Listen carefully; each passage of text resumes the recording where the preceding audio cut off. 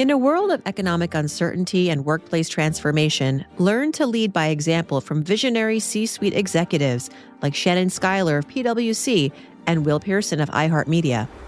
The good teacher explains, the great teacher inspires. Don't always leave your team to do the work. That's been the most important part of how to lead by example. Listen to Leading by Example, Executives Making an Impact on the iHeartRadio app, Apple Podcasts, or wherever you get your podcasts.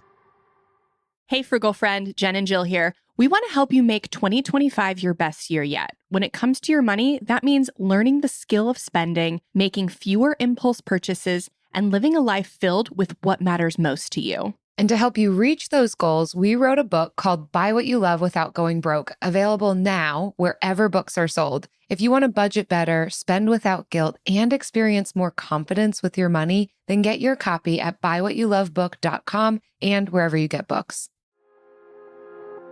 Something unexpected happened after Jeremy Scott confessed to killing Michelle Schofield in Bone Valley Season 1.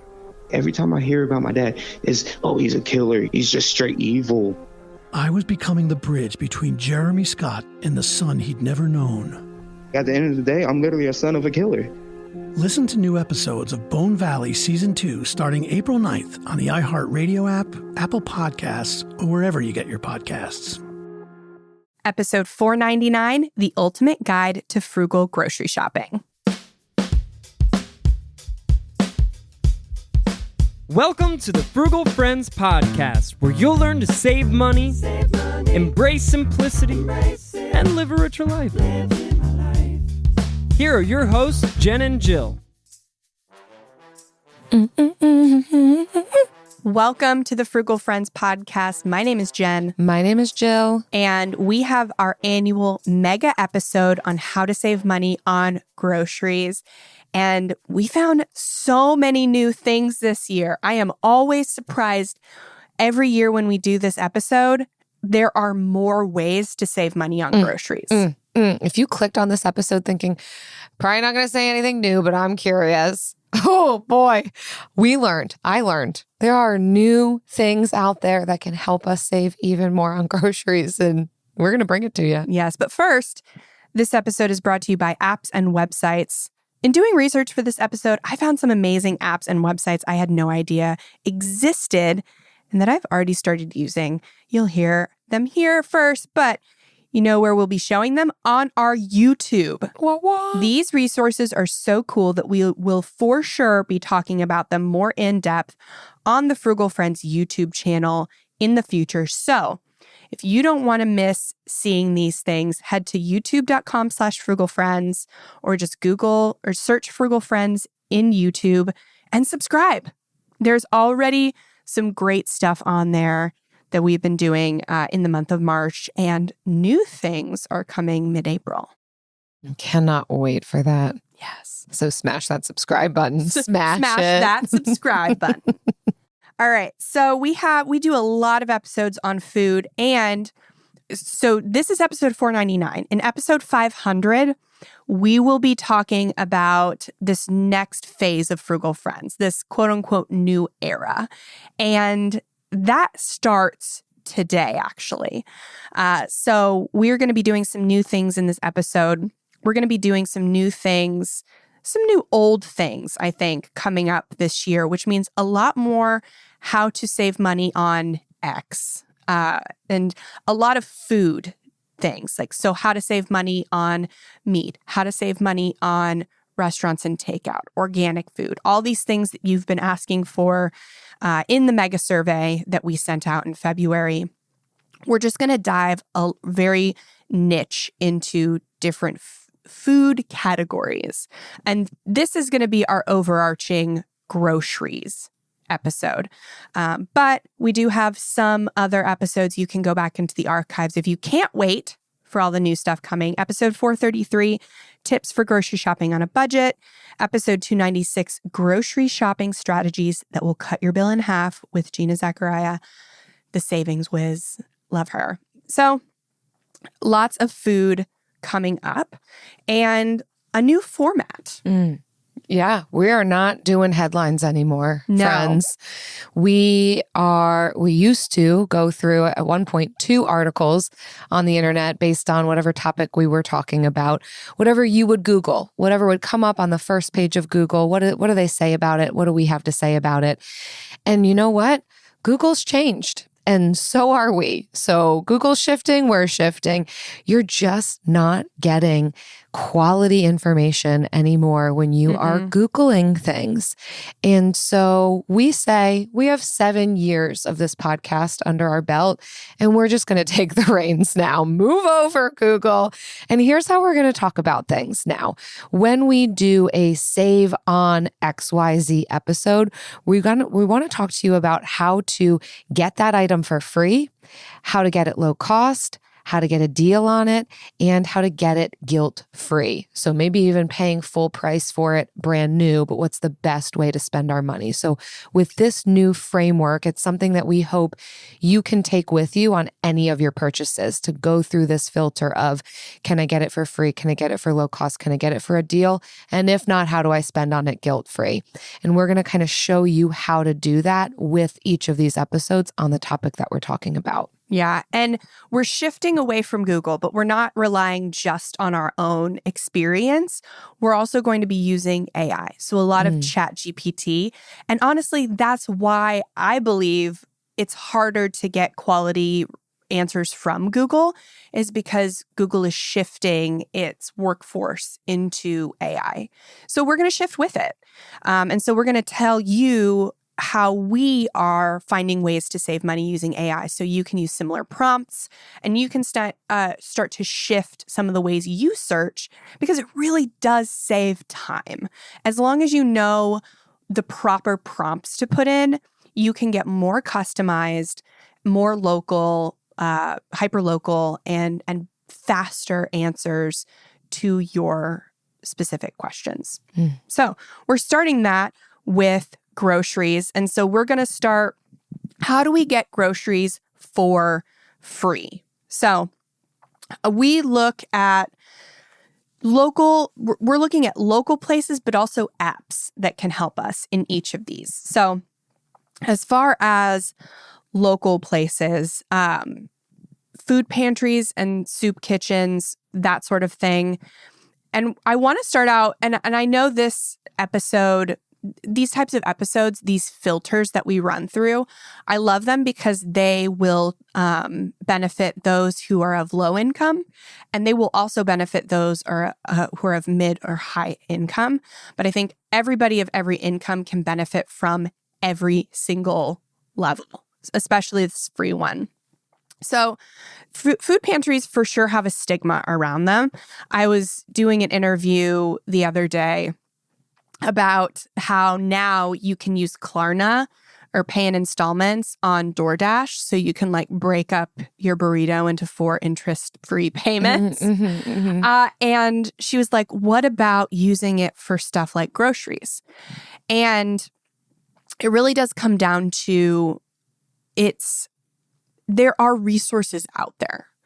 Even if you're maybe not low income, but you're in a place where maybe you're a federal employee and you lost your job and you were unprepared, right? And you're in a season where you need to use some kind of program. There can be a stigma around these places because maybe we don't want to admit that we need it. We don't want to put ourselves at that perceived social level, or we just feel guilty because this is not, I shouldn't be here. I should have saved. I don't deserve to take advantage of this resource because I had every opportunity to save and I didn't. So I don't want to take it from people who don't have the opportunity. And I want to break down that stigma and say these resources are available. They are not 100% utilized. There is always room for people to be using them if they need them. And so there's something to be said for whether you need them versus whether you're just trying to retire in 5 years and make your spending as low as possible and you make $200,000 a year. that's totally different. That's probably not you. You think that's it's probably not you. You're probably not going to be taking advantage of this resource. But like my neighbor across the street works at a food pantry, and every couple weeks he's bringing boxes of food over that were not taken from the food pantry. And so this is fresh produce, frozen meats, from grocery stores. These are not like from canned food drives, from somebody's discarded dented can, right? This is good food that needs to be cooked immediately, but these programs are not being 100% utilized.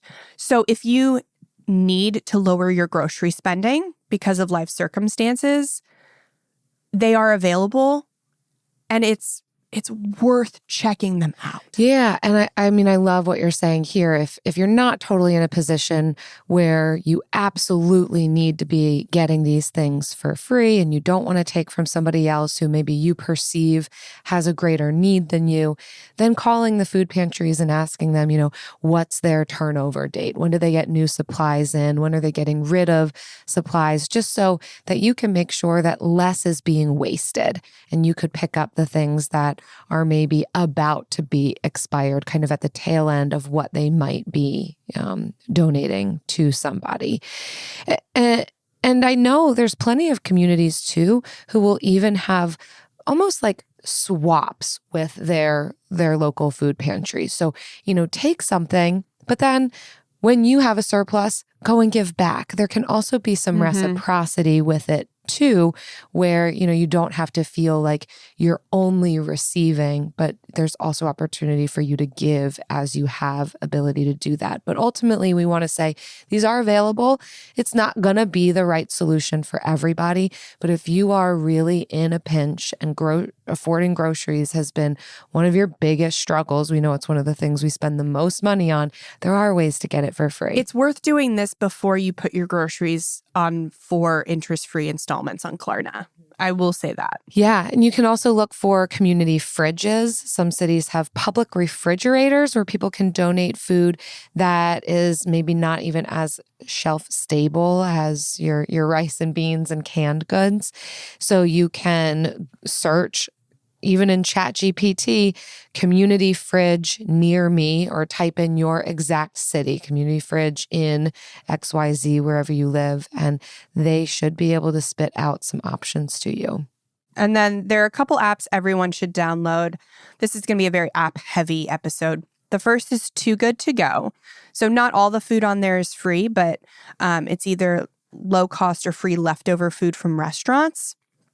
And then Olio, OLIO, people will give away extra food for free. So not necessarily restaurants, but it's essentially a food sharing app.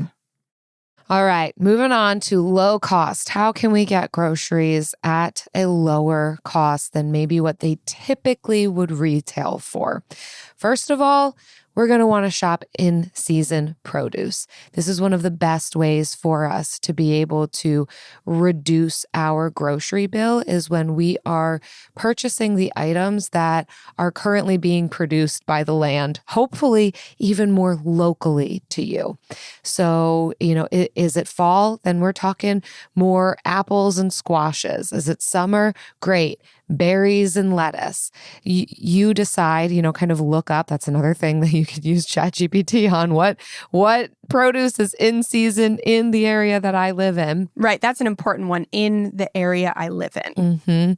Because then you're going to be getting fresh produce from your local area. It's going to be pretty plentiful, so the costs on that are going to be lower. So this is also going to come in handy when we're meal planning. So making sure that we are creating meal plans around what's in season, so we're not just randomly picking recipes and then needing to buy ingredients that may or may not be in season. And of course, if you watch our Sunday resets on YouTube, Frugal Friends on YouTube, we talk about our meal plans weekly. And so we're always going to be eating in season stuff, of course, for Florida. So keep that in mind. But if you need some ideas, certainly follow us there. Yes. Okay. And so for the locations where we are shopping plays a big role in the cost we will incur. So doing discount grocery stores. We love Aldi, Lidl. Grocery outlet is another one. Ethnic grocery stores will often have lower costs on things. They have lower overhead. Day-old bread and bakery outlets. So stores like Wonder Bread or Pepperidge Farm will sell their baked goods discounted. And then if you can't, just always going generic or store brand if these places aren't, available to you. Also, farmers market at closing time, vendors will often lower their prices to sell off remaining produce. Another app, in addition to Food Hero and Odd Bunch, I tried this one. It's called Flash Food. And this was so exciting. Yeah. So Flash Food and Food Hero are similar, but I think they're going to be in different locations. So search both. And I know Flash Food is also in Canada. But it's an app that gives you deals on like fresh, affordable groceries. They partner with grocery stores to take food that's nearing its best by date, list it on the app for 50% off. And I had to try it because there was one 1.5 miles from my house. And it was a Dash Mart. And I was like, what is a Dash Mart? It sounds like a skeevy, like 7-Eleven almost. Yeah. But they were having strawberries and milk and raspberries and like specialty foods. And I was like, okay. So like I got a promo code for $5 off my first order of $10 or more. And we will put that promo code in the description or in the show notes, wherever you're listening to this. And I order $10 worth of things. They charge me $5 for them. I show up and Dash Mart is literally a grocery store, but the only people who shop there are the employees because they're getting food together for DoorDash deliveries. So it's this legit grocery store, not skeevy at all. I just went up there. I said, I'm picking up a Flash Food order for Jen. And they then took 5 minutes to get my order together. And I walked out with like completely fresh food. That's insane. It wasn't even starting to mold or anything. It was better quality than the strawberries. There were better quality than the ones I got from Costco that I paid full price for. No, better than Costco? I know. You're saying crazy things. I am. I was so pleased with it. So definitely, they mostly partner with DoorDash because Dash Marts were most of what I saw. I saw like in Orlando, there were a few smaller grocery stores. It's mostly DoorDash though. And they had a big Flash Food sign right when you walk in. So all the DoorDash people will know about it. Right. And take advantage of it. Right. But it is for everyone. And I get my groceries at Walmart. So I pay pretty low prices for groceries. And it was still less expensive. I wonder how many places have access to Flash Food. But it's in the major cities. Yeah. Where there's a lot of DoorDash stuff. So if you're in a city like where DoorDash is available, then probably Flash Food is. Yes. So, but even if you don't, check all these apps to see if they're available because eventually they could be. When Too Good To Go first came out, it wasn't available here. Yeah. And now it is. Now it is. And so you'll be the first to know if you sign up. Just side pause to again reflect on, we don't know all of the resources out there available to us. Like, I would have thought, I know the groceries in this area. I know where to get the food. And turns out I don't. There is something hidden right underneath my nose of discounted groceries. I was shocked. I was shook. Yeah. And I am so pleased. I put in another. I've done Flash Food several times now. Why wouldn't you? It is fresh food that I was going to buy anyway at half the cost. Okay, clearly we are loving to talk about this. We gotta make it through the low cost. So a few more things to say on this.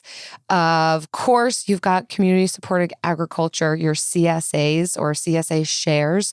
These are local farms or maybe even homesteads that have extra land that you would be able to go and farm a bit of it or just be able to take advantage of the produce that is harvested from the land. Many CSAs will require maybe a Saturday of work a month, like a couple hours on Saturday a month. Some of them don't. Maybe they'll charge you a little bit extra to just come and pick up a box weekly of whatever produce is in season. That fresh produce is usually going to be more nutritious, less pesticides, and even less expensive. So definitely search for a local CSA in your area. There's also You Pick Farms. So of course, this is going to depend on the area that you live in and seasonality, but You Pick Farms are everywhere. You can go onto their property, get a bag or a bin from them. They'll let you know where you can pick the fruits and vegetables from. You pick them yourself. And because you're doing that, they give them to you for less money. Your father-in-law has a You Pick farm. My father-in-law owns a You Pick farm, and I can confirm that the prices on their produce, their eggs, all of it is less than what you'd pay for in a grocery store. And what they don't grow, they'll go to the wholesale market and bring in so that they can be as much as possible, a one-stop shop for people. Not to mention, that's just a fun afternoon activity. Take the kids with you. You're getting out of the house, you're doing something for kind of free, and then getting low-cost vegetables and fruits, and then probably getting more interest from the kids to maybe even help you in the kitchen, build up those skills. So eventually they're the ones meal planning and meal prepping for you. Just a little tip from me, the child-free one over here. And just like we don't know the things we don't know everything because things are always updating. You may assume that you don't have a CSA or you don't have a You Pick farm near you, but a formerly commercial farm could have switched to a You Pick farm, which is what my father-in-law did. Things are always changing. So head to ChatGPT or your nearest AI website and search for that. Like, you can say, are there any You Pick farms near me? And if so, what are their hours? Are there any community-supported agriculture shares? What are their prices? When are their pickup dates? And you can compare all in one place very quickly. This message is brought to you by Apple Card. Did you know Apple Card has no fees? No fees? None. No annual, late, or foreign transaction fees. I guess when they say no fees, they mean it. That's right. Apply for Apple Card in the Wallet app and start using it right away with Apple Pay. Subject to credit approval, variable APRs for Apple Card range from 18.24% to 28.49% based on credit worthiness. Rates as of January 1st, 2025. Apple Card issued by Goldman Sachs Bank USA, Salt Lake City branch. Terms and more at applecard.com. Something unexpected happened after Jeremy Scott confessed to killing Michelle Schofield in Bone Valley Season 1. I just knew him as a kid. Long, silent voices from his past came forward. And he was just staring at me. And they had secrets of their own to share. Gilbert King.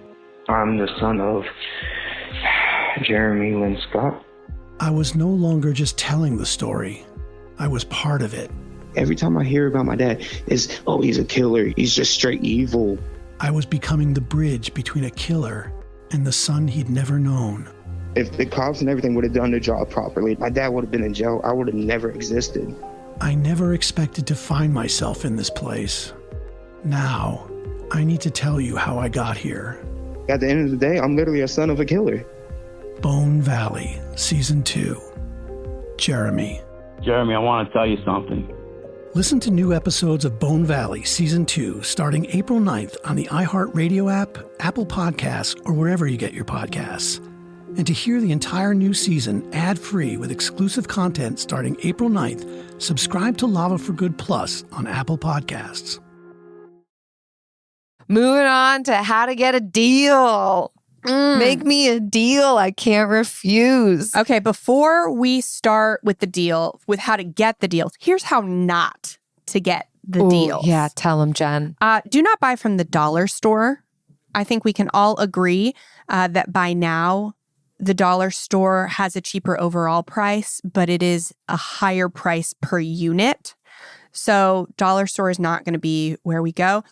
Also, don't assume it's cheaper to buy in bulk. A warehouse store can be just as expensive, and you will spend more if you don't use it all. So this is a big one. I have spent several years researching warehouse stores compared to grocery stores and can confirm that, especially in places where there's a lot of competition, that the grocery stores can be same price or less than a Sam's Club or a Costco. And you will save money by buying a lesser quality if you're not going to use the entirety of the bulk. Okay, so as far as apps go for getting deals, we're going to recommend Fetch and Ibotta. A lot of times, so with these apps, you generally upload your receipt.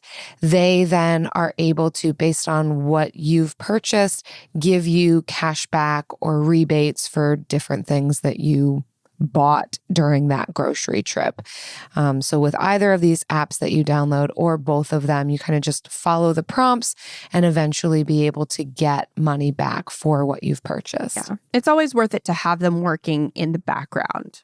So I don't necessarily use them regularly, but have them running in the background for online purchases.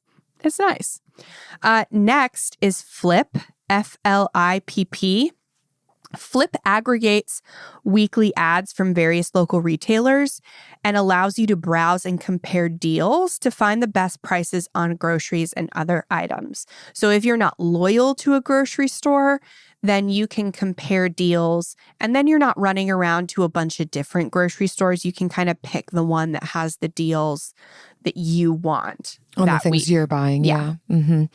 And then, of course, you can do these loyalty programs with the grocers that you go to most regularly. Of course, you're not going to get loyalty programs at an Aldi or a Lidl, but if you don't have those near you and your local grocery store does have loyalty programs, then it's worth having that grocer's card on you, be able to take advantage of whatever sales or deals are happening. It's then worth it to be looking up what they have on sale, their circulars, not saying to get them in the mail, but you can look these things up on the grocery store's app.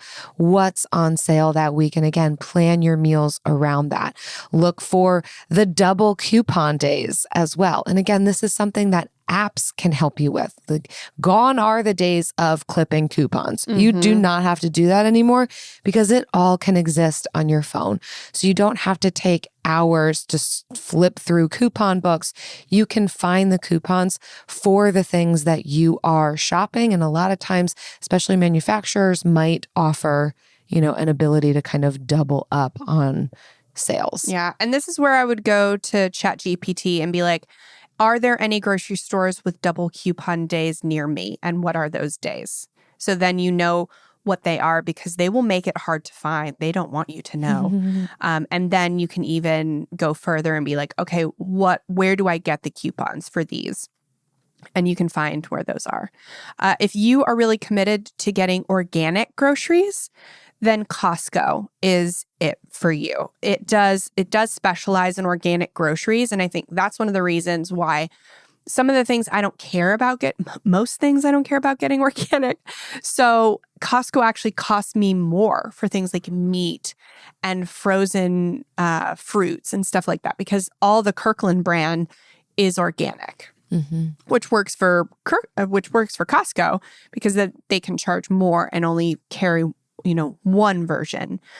So Costco is for sure your place if organic is what you're passionate about. And then also if there's a sale on something you buy frequently, buy it in bulk and freeze it. We love the freezer. We love the freezer. Just getting it in the freezer. Make it frozen. Yes, and eat from there. Yeah, buying in bulk in general just isn't always the best idea. But for things you do eat regularly, you go through fast. Yeah, have a bunch of it on hand. I got a ton of rice, a ton of black beans, because I eat it a lot. That's what I eat, rice and beans. Yep. And cheese, don't you worry. I also put all my cheese in the freezer. A lot of cheese in the freezer. All right. So this last section is guilt-free spending. And so this is essentially when we do pay for something full price, How can we feel guilt-free about it? Because that's a big thing in our frugal community. Like how do I spend in alignment with my values even when it's not the lowest cost? And I think going through these first 3 steps is a real good framework so that when there is something that we want, that we've been through the, free, low-cost deal, still can't get it, but it's aligned with our values, we can spend on it without guilt because we know we have done all we can. But we're not going to deprive ourselves by not spending within our values. So a couple ways we can get groceries like guilt-free, maybe in aligned with our values, is starting a garden. Starting a garden is not a way to save money, for sure. It is a high upfront cost. It is a high time investment. It's truly a values-driven investment, though, and a way to get groceries as a result. That's how we view gardening. If you look back, we did an episode last year with Nicole from Gardenary. She really changed my perspective on gardening to look at it as a values-based activity.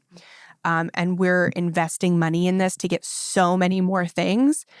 And the food is kind of just a result of all these other things we're getting at. And I love that. It's not only the food, it's all these other things. Now, I will say you could start a garden for also not a ton of money. It doesn't have to be thousands of dollars. It could be $100. And then from there, if you're able to compost yourself, then you are making your own soil from your scraps. So eventually it does become pretty sustainable. Not to say that there aren't any upfront costs, but it doesn't have to be to the nines either. But I agree. I love the idea of just starting small, doing some of those herbs like you mentioned, or some of the easy vegetables, because these are the things that are even going to be flavor enhancers. Herbs you can't just eat and be full, but they can help you to want to cook in the kitchen, want to pull from your garden, enjoy what you're eating, so make you want to cook at home even more. So for that reason, it's one of those things that, spend on it because you've saved money in every other area.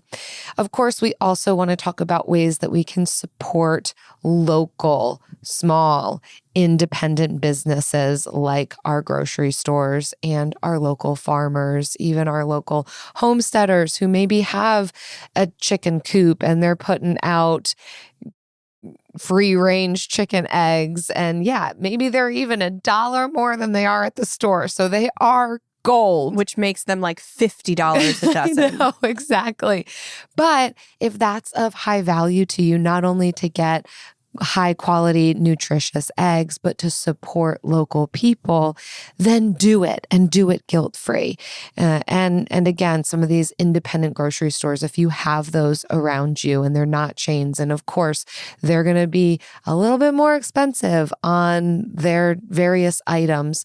But if they're employing people in your neighborhood and giving back to the community, then they might be where you want to shop occasionally. You'll be spending more up front, but you'll get more back in other ways when you shop local. So don't feel guilty about that. If you can't save money on something particular you want, then buying it locally instead of just heading to Amazon is a great way to invest in your community and invest those dollars wisely. Do you know how we've invested wisely into this podcast and how others have invested their time wisely into this podcast? And the most guilt-free thing that we do every day. The bill of the week.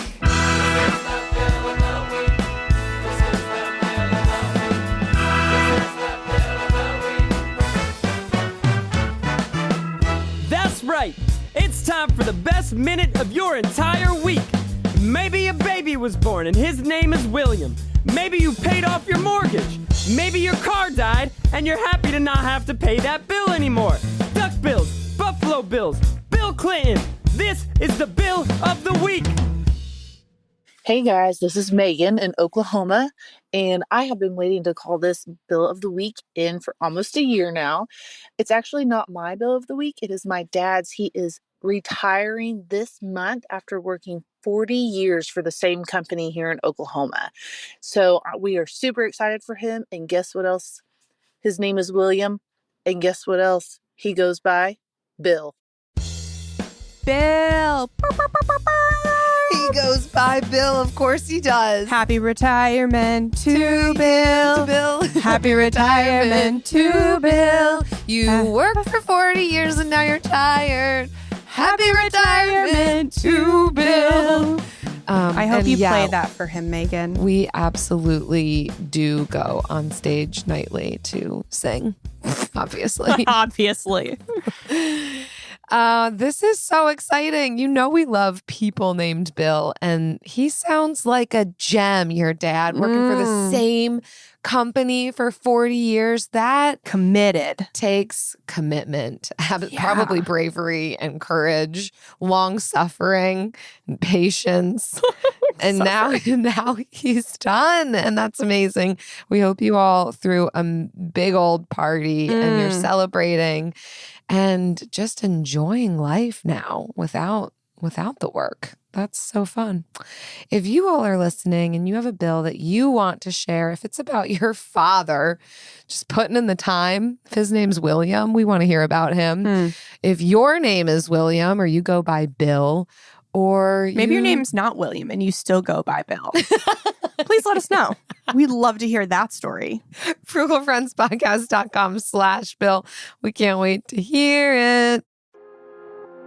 Something unexpected happened after Jeremy Scott confessed to killing Michelle Schofield in Bone Valley Season 1. I just knew him as a kid. Long, silent voices from his past came forward. And he was just staring at me. And they had secrets of their own to share. Gilbert King. I'm the son of Jeremy Lynn Scott. I was no longer just telling the story. I was part of it. Every time I hear about my dad, it's, oh, he's a killer. He's just straight evil. I was becoming the bridge between a killer and the son he'd never known. If the cops and everything would have done their job properly, my dad would have been in jail. I would have never existed. I never expected to find myself in this place. Now, I need to tell you how I got here. At the end of the day, I'm literally a son of a killer. Bone Valley, Season 2. Jeremy. Jeremy, I want to tell you something. Listen to new episodes of Bone Valley Season 2 starting April 9th on the iHeartRadio app, Apple Podcasts, or wherever you get your podcasts. And to hear the entire new season ad-free with exclusive content starting April 9th, subscribe to Lava for Good Plus on Apple Podcasts. And now it's time for lightning round.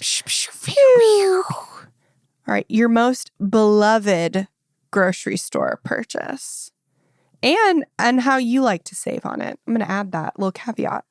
Ooh, love this. Okay. I took this to mean when I look at my grocery cart, what do I feel best about being in there? And I love a grocery store run that just has a ton of fresh produce and fruit.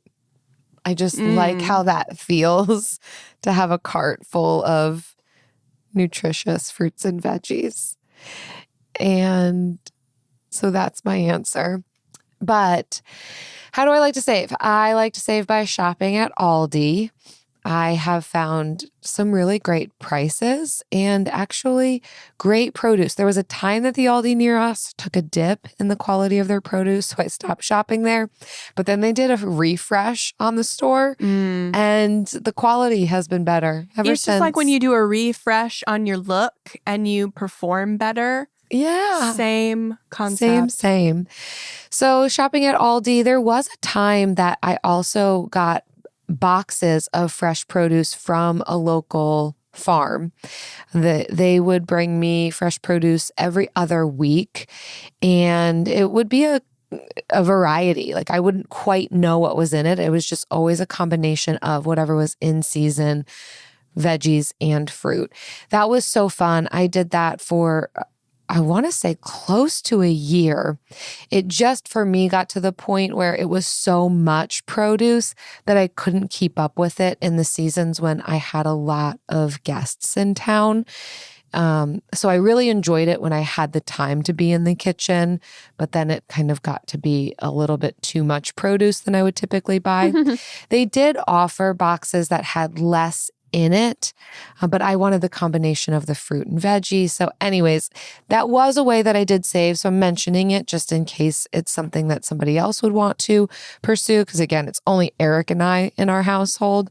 So if you've got more people, that's definitely something to consider, is whether local. So this farm would actually mostly supply to restaurants, but they would have leftover fruits and veggies that then they would sell to just households. So that was the deal with this one. So that could even be something to look up, like local restaurant suppliers, and see if any of them offer something similar. Yeah, maybe a prompt would be, are there any wholesale farms that sell leftovers to consumers?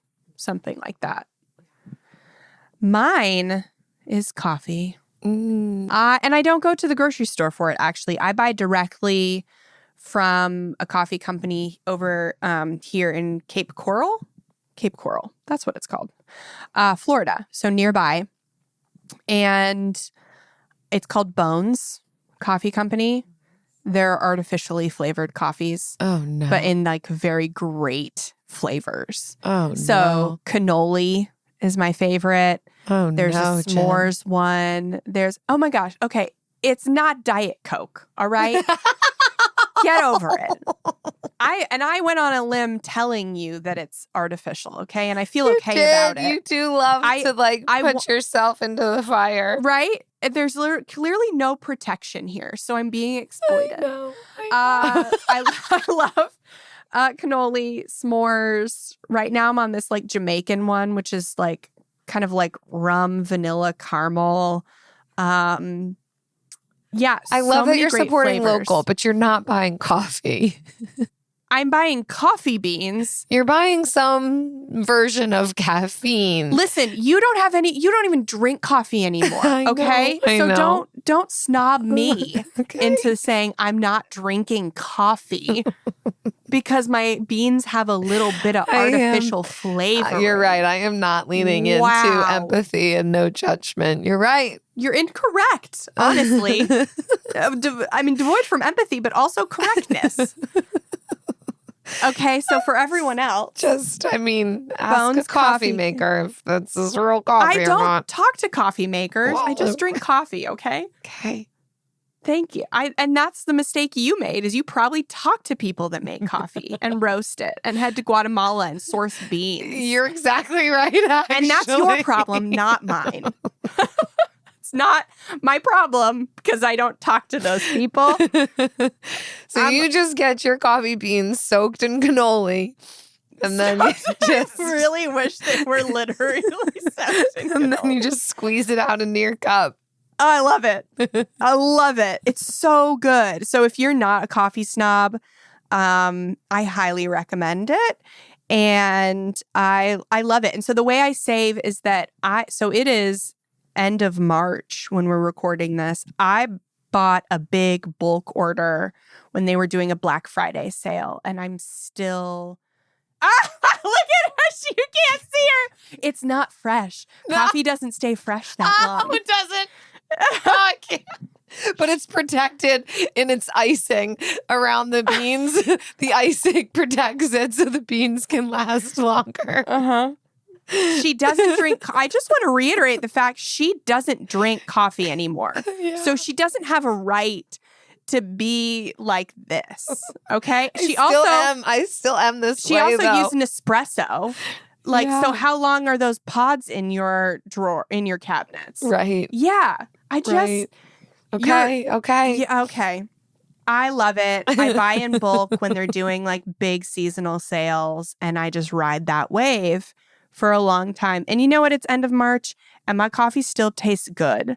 And it still tastes like coffee from the taste that I am familiar with. I'm glad. I'm glad for you that this is your beloved shame-free grocery purchase. Well done. I have to have really thick skin co-hosting this podcast with Jill. I just want everyone to know that. We both do. I have to be really Don't even kid yourself. This is where I get on my high horse, but... Okay, stay on your high horse.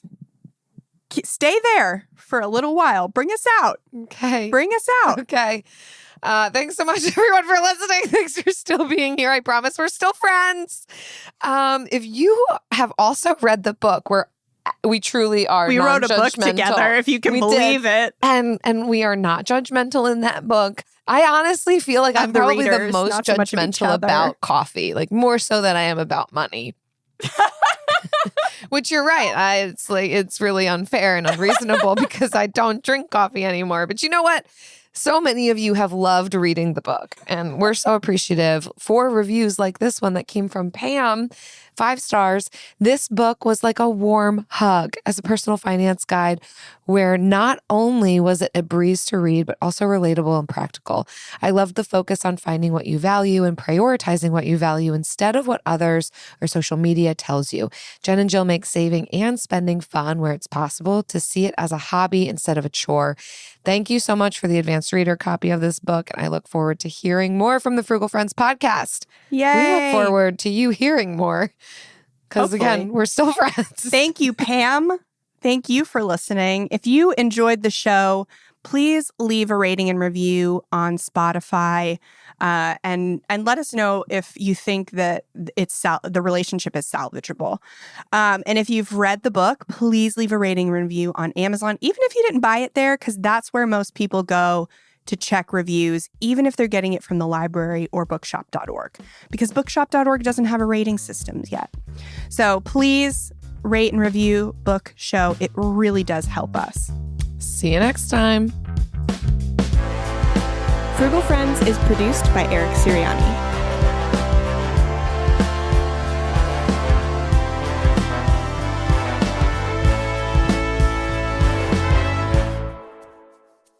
Jill, are you sitting down on that high horse?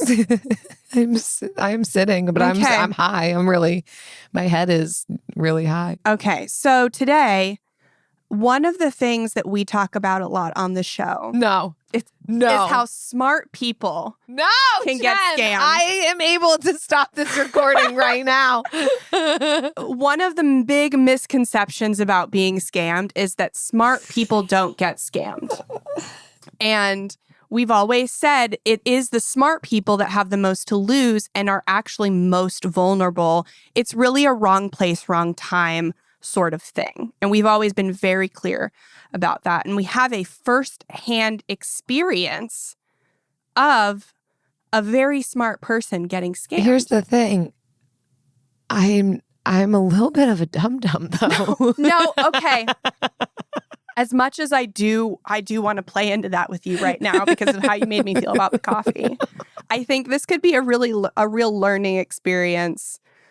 Just to reiterate the points that we've already always made. Oh my gosh.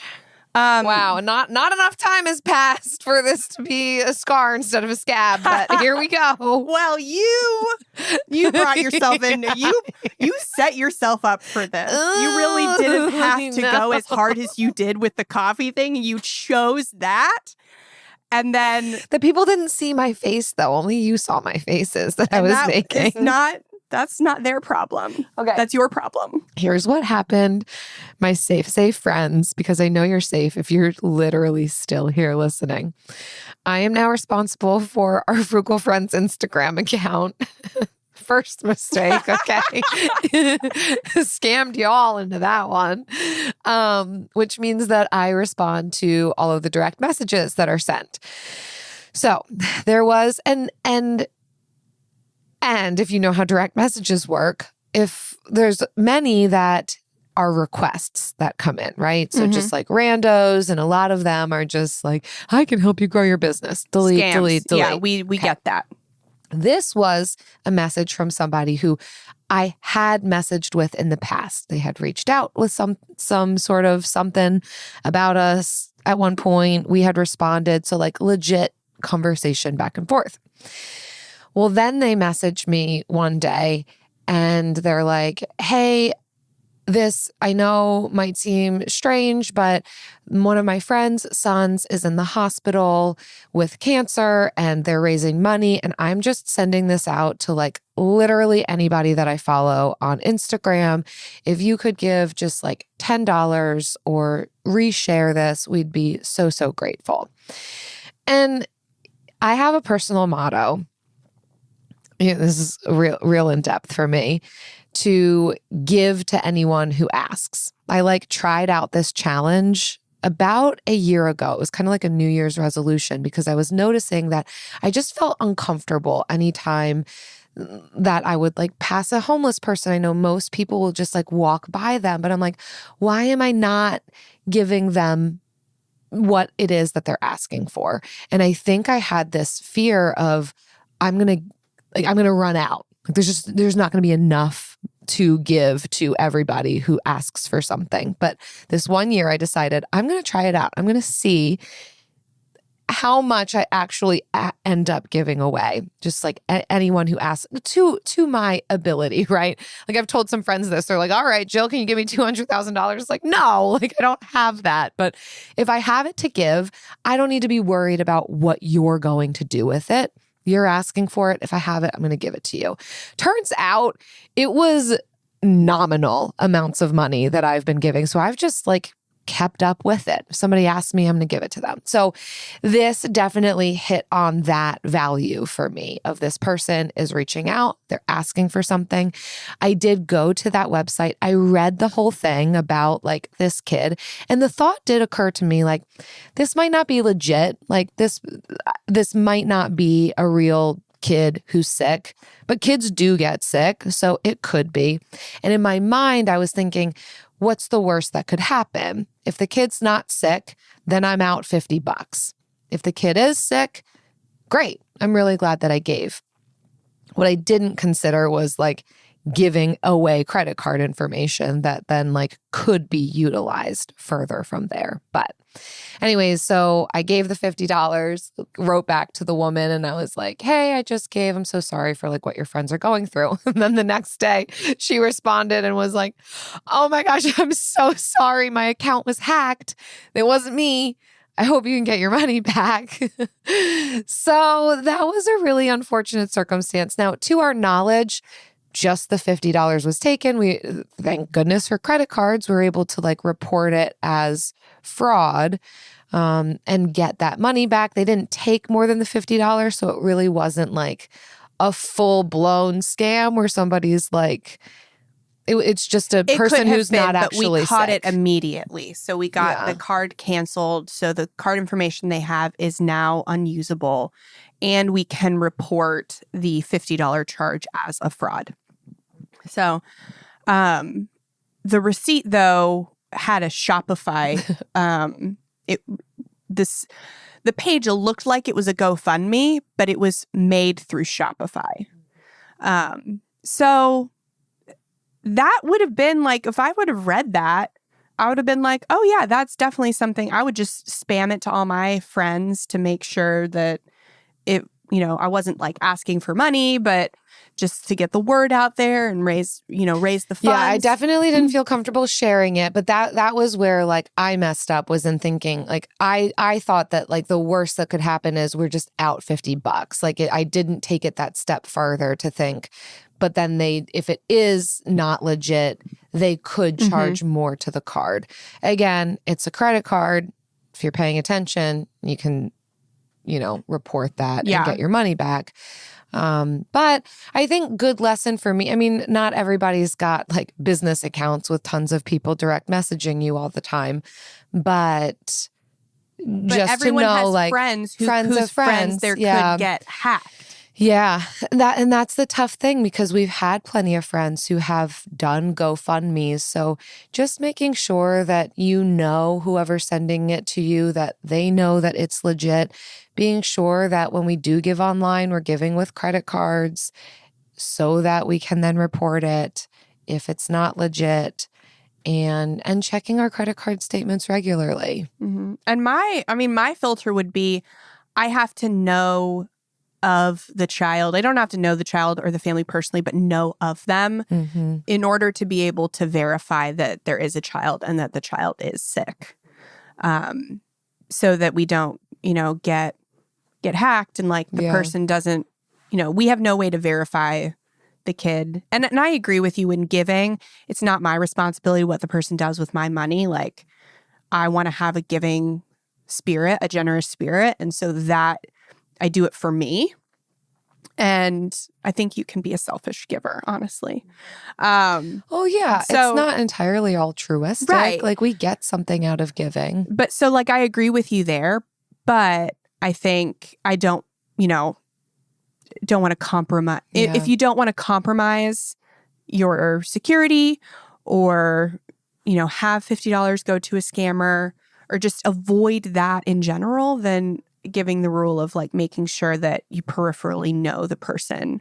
So sorry, everyone, you now cannot direct message me asking for money because I now won't give it.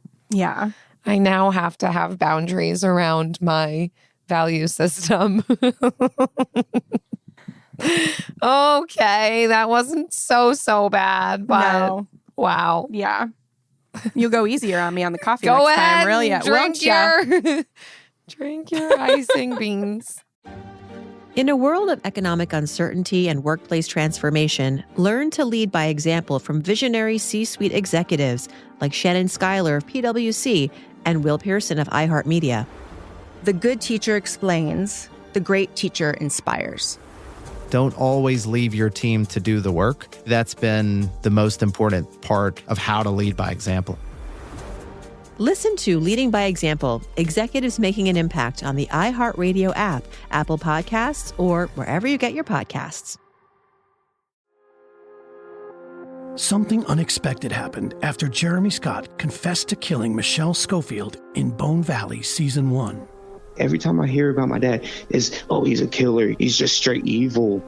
I was becoming the bridge between Jeremy Scott and the son he'd never known. At the end of the day, I'm literally a son of a killer.